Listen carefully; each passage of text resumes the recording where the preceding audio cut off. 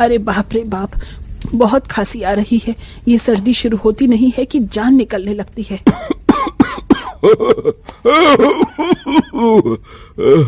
अरे भाग्यवान, तुमने क्यों खांसा? तुम्हारी खांसी के बाद मुझे भी खांसी आने लगती है। सही बोल रही हो, ये सर्दी की वजह से हो रहा है।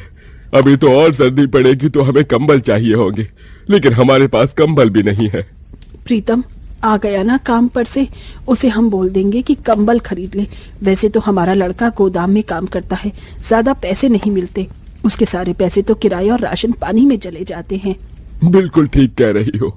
सर्दी आती है तो बदन भी झुलस जाता है, और रकम की तो पूछो ही मत। अगर भैया बात मान जाए तो हम बाहर जाकर कुछ काम कर लेते। आने ही वाला होगा तुम्हारा भैया भी। वसुधा की तीनों बेटियां खाना बनाने में लगी हुई थी। इतने में प्रीतम भी आ जाता है। क्या बात चल रही थी मेरे बारे में? यही भैया कि आप एक भाभी ले आइए ताकि वो इस घर की सारी जिम्मेदारी उठा ले। इतने में हम तीनों बहन बाहर जाकर काम कर लेते, जिससे घर में कुछ पैसे आए। आप हालत देख रहे हैं ना, सर्दी भी आने को है, ऊपर से घर हमारा झोपड़ी से कम नहीं है। तुम बिल्कुल ठीक कह रही हो शेफाली। इसका मतलब भैया शादी करने वाले हैं, भाभी आने वाली है। वाले वाले। ज्यादा खुश मत हो, पता नहीं जो भी लड़की तेरी भाभी बनेगी वो इस घर में रह भी पाएगी या नहीं। बेटा तू चिंता मत कर, मैं बहू ढूंढती हूँ। भैया बहुत बातें कर ली, अब हाथ मुंह धोकर खाने के लिए बैठ जाओ, खाना बन गया है।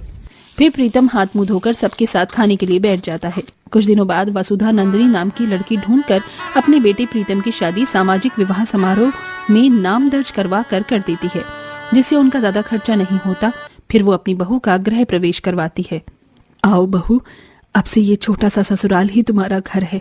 चिंता मत करना, हम सब तुम्हारा यहाँ बहुत ख्याल रखेंगे, और कोई भी तकलीफ हो तो हम में से किसी को भी कह देना। जी माँ जी। प्रीतम बेटा, जरा मेरे पास आना, कुछ काम है। जी पिताजी। आइए भाभी, हम आपको कमरे तक छोड़ देते हैं। फिर तीनों ननंद अपनी भाभी को कमरे तक छोड़ देती हैं, जहाँ कमरे में बैठे बैठे नंदिनी अपनी माँ की बातों को याद करने लगती है। बेटा तू बहुत आज्ञाकारी है, संभाल कर रहना। ससुराल वाले बहुत चंट होते हैं, और सास ननंद कहीं काम करवा कर तुझे परेशान न कर दी, इसलिए होशियार रहना, उनकी बातों में मत आना। माँ आप चिंता मत कीजिए, मैं ध्यान रखूंगी। इतने में प्रीतम आकर उसके कंधे पर हाथ रखता है और वो डर जाती है। मम्मी। ओफो, तुम तो डर ही गई। अरे मैं हूँ तुम्हारा पति। ओ वो आप अचानक से आ गए ना, इसीलिए मुझे माँ की बातों को ध्यान में रखना होगा। फिर दोनों पति पत्नी आपस में बात करके सो जाते हैं। अगले दिन सास बहू को उठाने आ जाती है, जिससे हल्की ठंड में उठकर उसे चिड़चिड़ा सा लगता है। फिर नंदिनी तैयार होकर झाड़ू लगाकर चूल्हे पर खाना बनाने लगती है। भाभी मुझे आपके हाथ का हलवा खाना है, आप बनाएंगी ना? भाभी नमक मिर्ची जरा कम डालना, माफ कीजिएगा, हम तीनों में से आपकी कोई मदद नहीं कर सकता, इसलिए अब से घर की जिम्मेदारी आपको ही उठानी पड़ेगी, क्योंकि हम रोज काम करके आते थे तो काम नहीं होता था, इसलिए हम फैक्ट्री जा रहे हैं अब। हाँ भाभी, आप हमारा टिफिन दोपहर में देने आ जाना, हम आ नहीं पाएंगे, चलते हैं। अरे पगलियो, पहले ही दिन अपनी भाभी को काम बताकर चली गई, मैं बहू का हाथ बटा देती हूँ। अरे वसुधा, जरा मेरे पास आना, मेरा चश्मा नहीं मिल रहा है कहीं। अजी मैं आई।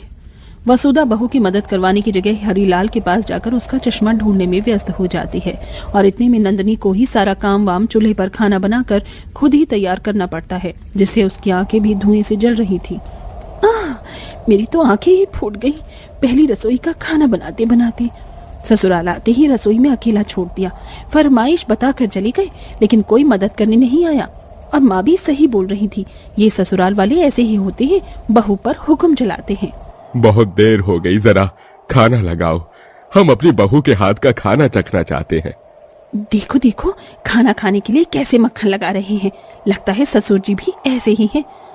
आई ससुर जी। फिर नंदिनी सास ससुर और अपने पति को खाना परोसती है, जिसे खाकर सबको अच्छा लगता है और बदले में 51 रुपए का शगुन मिलता है।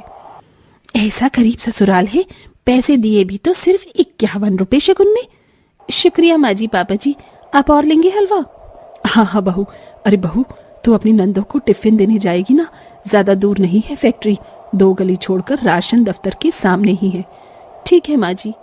कुछ देर बाद नंदिनी अपनी तीनों ननंद का टिफिन पैक करके पास की फैक्ट्री में दे आती है।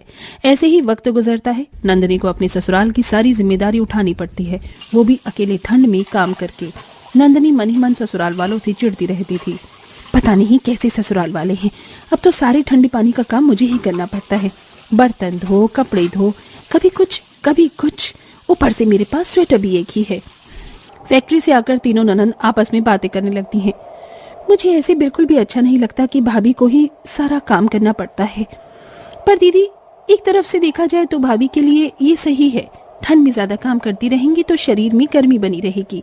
आप तो जानती हैं, घर में खाने पीने का कुछ ज्यादा साधन नहीं है ना ही लड्डू बन सकते हैं, ना ही गर्म मेवों से, और कंबल भी नहीं है। चिढ़कर नंदनी अब काम करने में आनाकानी करने लग गई थी। बहू जरा चाय बना कर ले आ, ठंड सी लग रही है। मुझे कोई काम नहीं करना, मेरे पैरों में दर्द हो रहा है माँ जी, आप तीनों नन से करवा लीजिए। यह अचानक से भाभी को क्या हो गया? एक दिन फैक्ट्री में नंदों का मालिक गरम कंबल बांट रहा था, जिसे लेने के लिए तीनों ननंद भी जाती हैं। साहब, आपने हमें नहीं दिया, हमें भी दीजिए। ओहो, ये गरीब लोगों के लिए नहीं है, कंबल अच्छे अच्छे मंगवाए हैं, अच्छा काम करने वाले लोगों के लिए। तुम लोगों की तो पगार भी कम है, चलो जाओ यहाँ से। पर मालिक, हमें कंबल की बहुत जरूरत थी। जाकर खरीद लो, काम तो करती ही हो, भीख क्यों मांग रही हो? दिसंबर की ठंडी ठंडी हवाएं चलती रहती हैं, जिससे घर में भी बहुत ठंड लगती है। वहीं तीनों ननंद बिना स्वेटर के काम करती हैं। तीनों ननंद तभी अपनी पिछली सर्दी का स्वेटर अपनी संदूक में देखती हैं। ये वाला दे देते हैं भाभी को, स्वेटर अच्छा लगेगा। नहीं दीदी, मेरा वाला दे दीजिए, ये ज्यादा अच्छा लग रहा है। हाँ, यही ठीक है। कमरे के बाहर खड़े होकर नंदनी गलत समझती है। जरूर तीनों नंदी यही डिसाइड कर रही होंगी कोई कौन सा फटा हुआ पुराना स्वेटर मुझे देना है, पर मैं भी तेज हूँ, वापस कर दूंगी। कुछ देर बाद तीनों ननंद बड़े प्यार से नंदनी को स्वेटर देने जाती हैं, लेकिन नंदनी बिना स्वेटर को देखे उसे फाड़ कर वापस कर देती है। अगर आपको मुझे फटा हुआ स्वेटर देकर मेरी बेइज्जती ही करनी थी तो दिया ही क्यों? अपने पास रखिए, मैं अपनी शॉल ओढ़ लूंगी। भाभी रुको, जरा सुनिए दीदी, हमने तो सबसे अच्छा स्वेटर दिया था भाभी को। 2-3 दिन बाद ठंड और बढ़ जाती है। घर के सभी लोग ठंड में ठिठुर कर बिना कंबल के सो ही रहे थे। फिर एक दिन ननंद पैसे मिलाकर एक कंबल ले आती हैं। भाभी, आपका ये स्वेटर खराब निकला था ना, इसलिए हम आपके लिए कंबल लाए हैं। ये बहुत गर्म है, आपको अच्छी नींद आएगी। ठीक है। कुछ देर बाद नंदनी अपना गर्म कंबल लेकर सो जाती है। वहीं दूसरी ओर घर के सभी लोग ठंड में बिना कंबल के अभी सो ही रहे थे। सास तो हल्की फटी शॉल को ओढ़े हुए थी। प्यास की वजह से नंदनी की आंख खुल जाती है। वो पानी लेने जाती है तो सबको कांपता हुआ देख उसे बहुत अजीब लगता है। ये क्या, मैं इतने आराम से गर्म कंबल में सो रही थी और मेरे ससुराल वाले और मेरी तीनों नंद कांप रही हैं। सबको कितना गलत समझा मैंने। एक कंबल के लिए मैंने इन लोगों के बारे में क्या क्या नहीं सोचा। ये मुझसे क्या हो गया? इसकी भरपाई तो माफी मांगने से भी नहीं हो पाएगी।